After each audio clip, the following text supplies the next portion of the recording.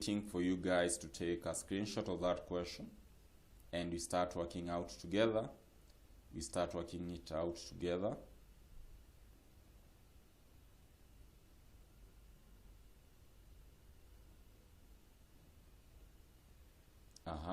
So given such questions for life cycle costing, is always very simple. It's always very simple so long as we open our mind, so long as we open our mind wide, so long as we open our mind wide unto that.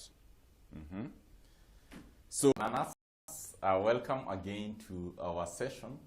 I am your instructor, CPA Aringo Frederick. So in our class recall, we had introduced the concept of life cycle costing, and we looked at the whole concept behind life cycle costing. So in our class today, I want us to handle an illustration question which will open our mind wide when it comes to the concept of life cycle costing. And our illustration question is going to come from our past paper, that is Advanced Management Accounting, and that should be question of November 2018. November 2018. That should be question number 3B. Question number 3, part B. So as usual, I'm going to share the question in our screen. We have a look at it, we go through together, then we try to handle that question. So the moment I've shared it in our screen, you can either take a screenshot of that question so that as we are working it out, you should be very good with it. You should be very good with it. So this is our question. This is our question. This is our question here. November 2018, question 4B, not 3B. Question 4B.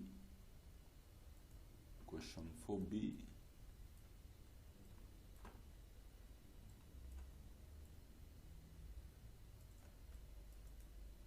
So this is our question, my good student. This is our question.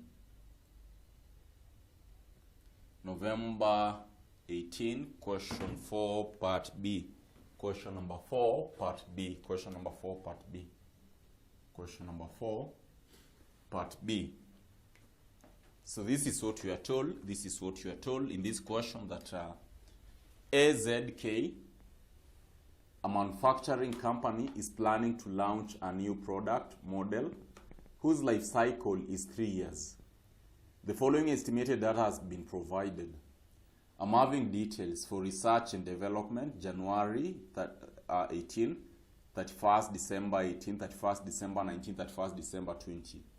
I'm given our research and development, you're given our production cost, marketing cost, distribution cost, disposal of special equipment.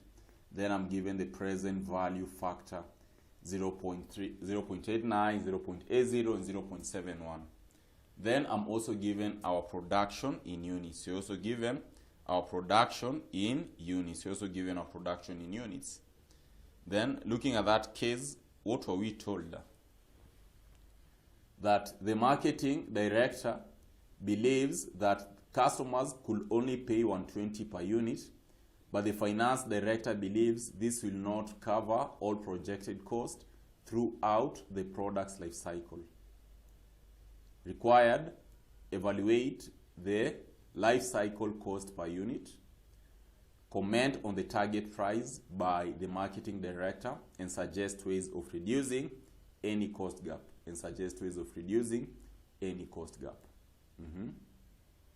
So that is a question, my good students. First of all, you are required to determine life cycle cost per unit. You know very well life cycle cost per unit. Just as normal way of determining cost per unit, first of all, I need to determine our total cost. Then we divide by the number of units given. Then we divide by the number of units. Then we divide by the number of units given. So, having that case, what will you be required to do? What will you be required to do? So, I'm waiting for you guys to take a screenshot of that question. And we start working out together. We start working it out together.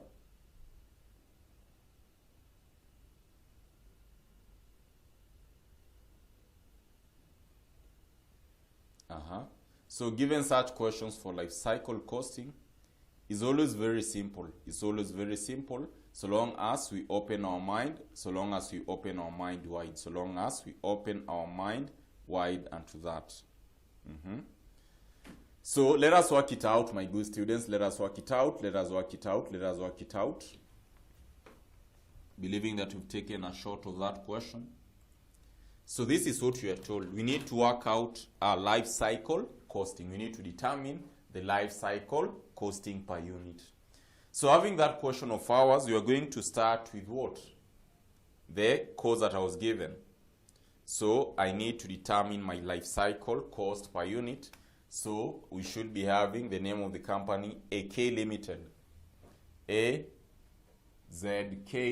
Limited. This is a cost statement. Cost statement. Cost statement. Cost statement. Cost statement. So looking at our cost statement, we start with the first cost given here. I was given research and development cost. So we do have research and development cost. I need the total cost of the entire period. So that case was given as at the beginning of the year. I can clearly see we are given 850,000. We multiply by the present value factor as at the beginning of the period, which in this case, we have 1. We are going to add, as at the end of year 1, as at the end of year 1, my cost was how much? My cost in relation to research, we have 200,000. As at the end of year 1, we have 200,000. But the question would be, what was our present value factor as at the end of that year?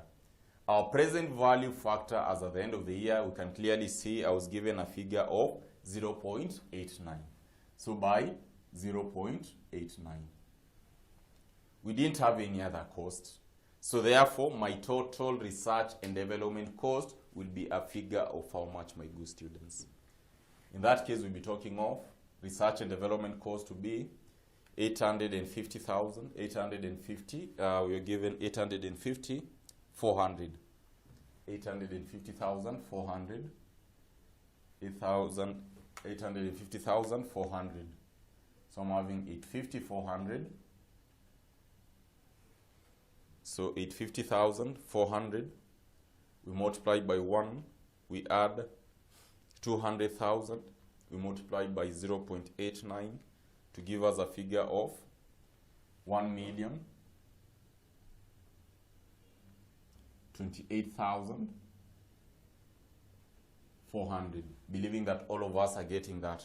Believing that all of us are getting the same figure. After you've talked of that case, go to cost number 2. And cost number 2, what were we given? Cost number 2, you can clearly see I was given the aspect of what? Production cost. I was given our production cost.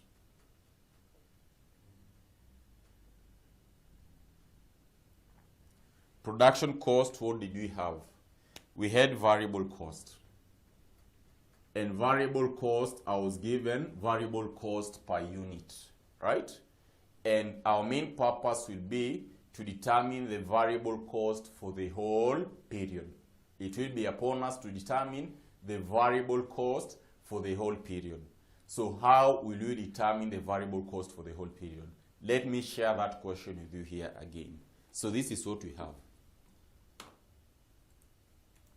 I want you guys to understand this concept very well.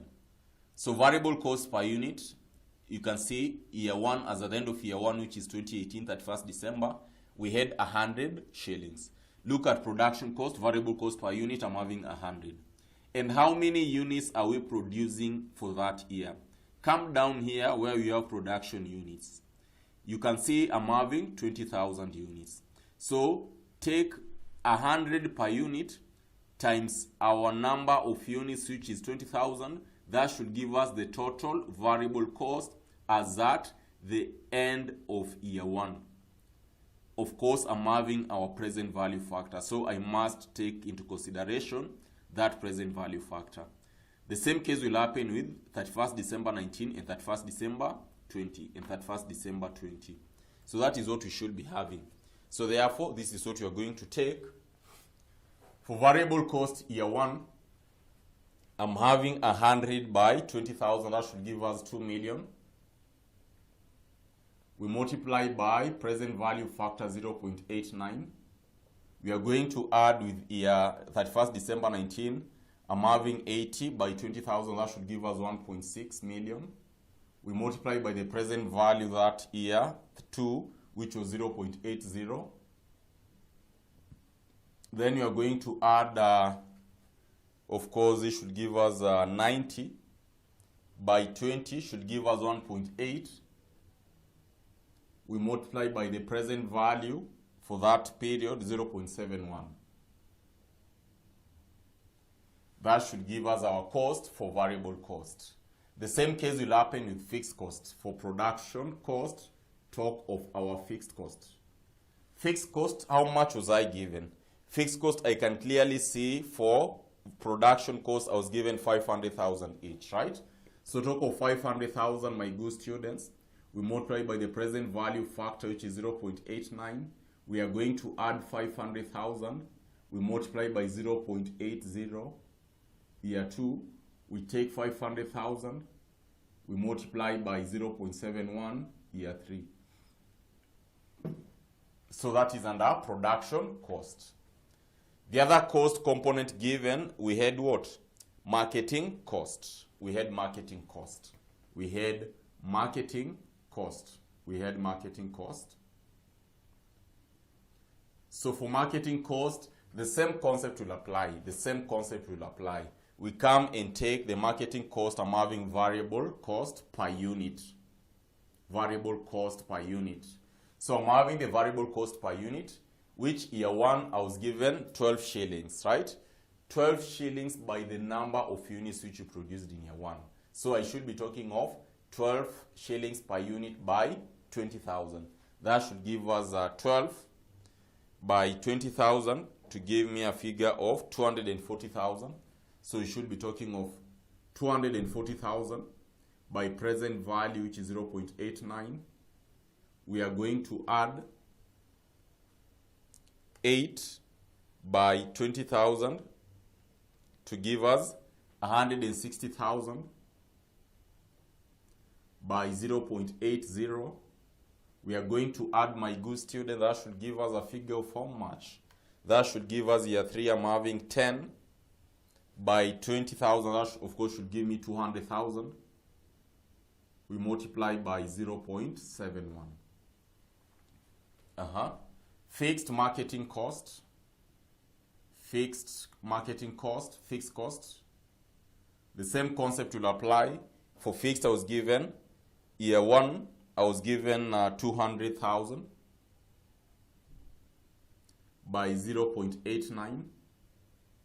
Year 2, I was given 150,000 by 0.80. Year 3, I was given 100,000, believing that you have a question right, by 0.71. And that's why I mentioned you should have taken a screenshot of the question. Then in that case, I'm done with marketing cost. What about the other component of cost given? The other component of cost given, my good student, you are given what? You are given distribution cost. We are given distribution cost. We are given distribution cost. So I'm having our distribution cost here. Distribution cost. Looking at our distribution cost, what were we given? For distribution cost, I was given a figure of 120,000 all through, because that is fixed cost all. Under distribution, we only had fixed cost. And in this case, for fixed cost, I'm given 120,000 shillings all. So I'm having 120,000 by 0.89. We add 120,000 by 0.80. We add 120,000 by 0.71. By 0.71. So that is what I'm given in regard to what? In regard to the aspect of a distribution cost. Then the last cost given, we are given what? Disposal of special equipment. So I'm having disposal cost. Remember, amongst the stages or phases that we talked about life cycle, we had talked of the end of life.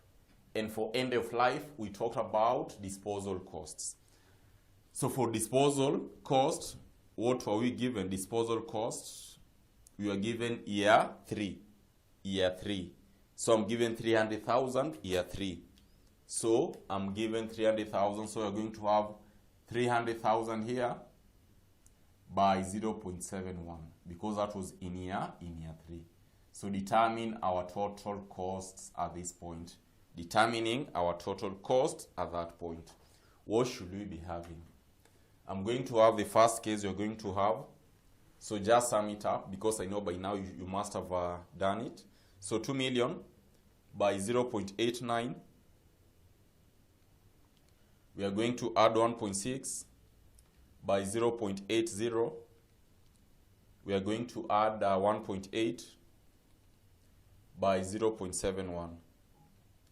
So in this case, I'm having 4,338,000. That's the figure that I'm getting.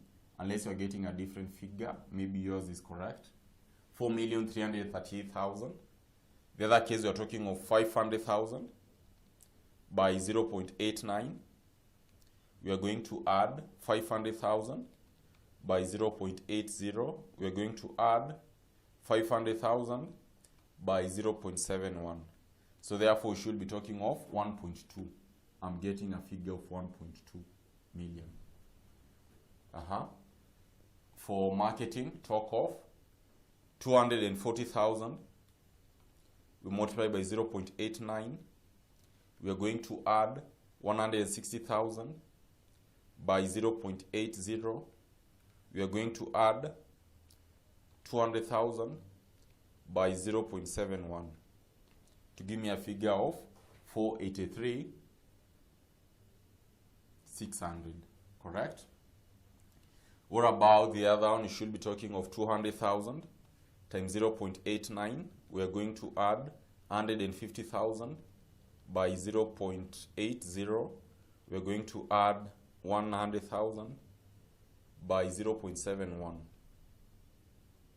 So in that case, I'm having a figure of 369,000. That's the figure that I'm getting. Then talk of fixed cost here. We should be talking of 120,000. We multiply by 0.89. Talk of 120,000. We multiply by 0.80. We take 120,000. We multiply by 0.71 to give me a figure of 288,000. Then the last one, you're talking of 300,000. We multiply by 0.71. In this case, I'm having 213,000. So what about our total cost, my good students? What about our total cost? So therefore, my total cost should be 213 plus 288,000 plus 369,000 plus 483,600 plus 1.2 plus 1.2 plus 438 plus 1028, 400. So in this case, I'm getting a figure of 7,920,000. This is the figure that I'm getting, 7,920,000. 7,920,000. The question here, we are asked about life cycle cost per unit. We are asked of life cycle cost per unit.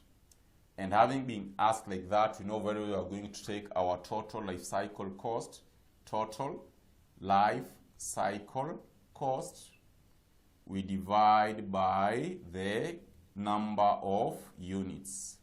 We divide by the number of units. So therefore, my total life cycle cost here, we have determined it to be 7,920,000.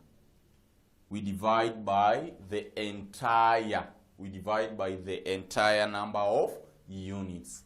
And the entire number of units, you can clearly see we had 60,000 because we had 20,000 each year. We had 20,000 each year.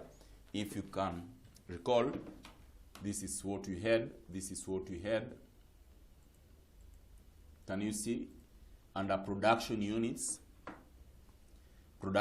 here I'm having 20,000 as at the end of 2018, 20,000 as at the end of 19, and 20,000 as at the end of 20.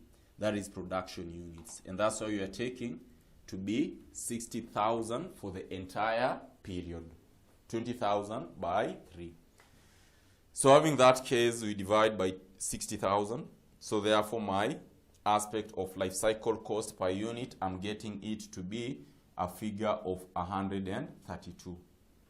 I'm getting that one to be a figure of 132 shillings, sorry, per unit. So in that case, we've done with the first part of the question. Life cycle cost per unit. Just see how simple it is. Just see how simple it is. So long as you've grasped the concept right, and you have the concept since the beginning of this concept, you'll find that working out these questions, ideally, they'll be very, very simple for us. So the moment you're done with that, to go to the second bit where we are asked, comment on the target price by the marketing director and suggest ways of reducing any cost gap. So marketing director had suggested that the customers could only pay 120 per unit, but the finance director believes that this will not cover all the projected cost, right? So the moment you do have that case, my good student, what I should recall the moment I've seen like that is, ideally, I'm just comparing these costs. And in comparing these costs, in a simple term, maybe you can comment and say, because you're asked to comment, right? You're asked to comment. So in commenting, we can say that life cycle cost per unit is higher than the target price per unit. So we can clearly see that our life cycle cost per unit here, I'm having 132.